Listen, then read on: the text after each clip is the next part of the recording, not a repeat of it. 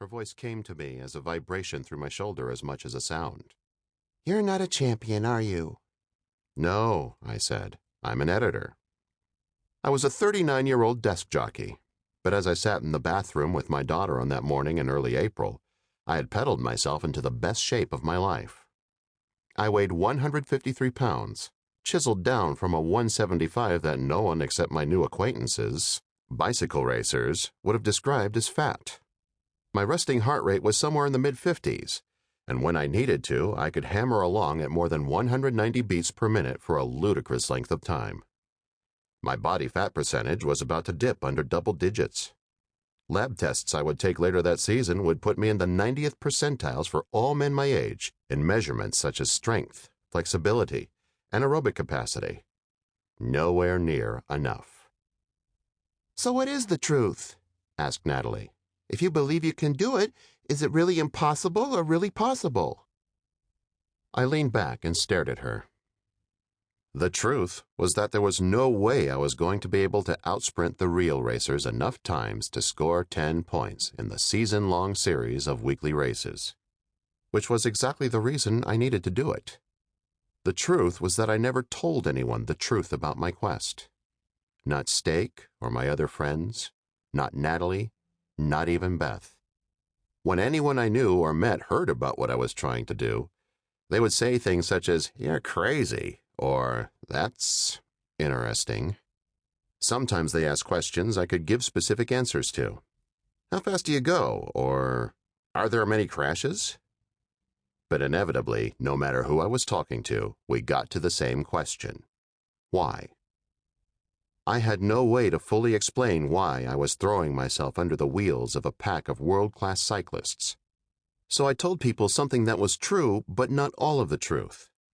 The previous October, Natalie had made a spontaneous, childish wish that I would score 10 points, and I had seized on the idea as a chance to show her that through work and will and willingness to sacrifice, dreams could come true. In a single year, I thought I could become not just living, but lifelong proof that you should ask much and expect much of people you love.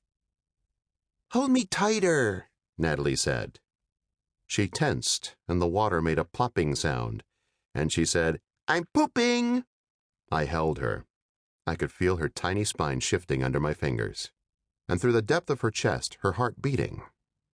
A new, ripe, nearly sweet odor wafted through the room. "I'm done," she announced. "Wipe."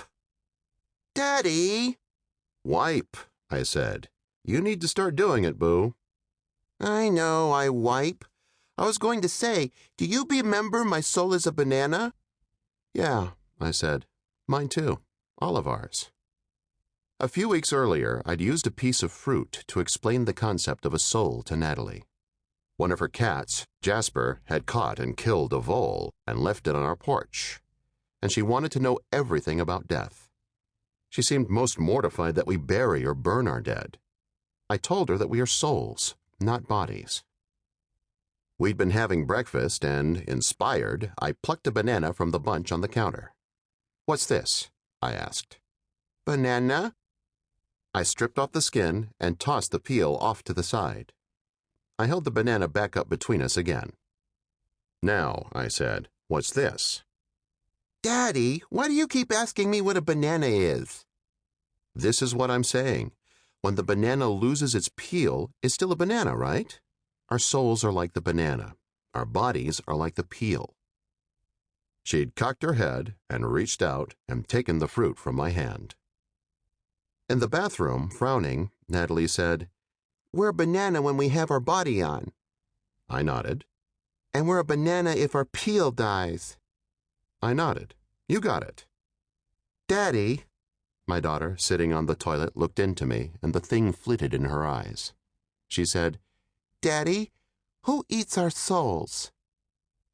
Before I reached my hand out and noticed that I still had my black, half-fingered cycling glove on, and that it looked like some kind of paw against my daughter's tiny head, and before I laid my palm against the side of that fragile head anyway and gave the right answer, my breath caught. "No one's going to eat your soul," I said. A long time ago, a monster had eaten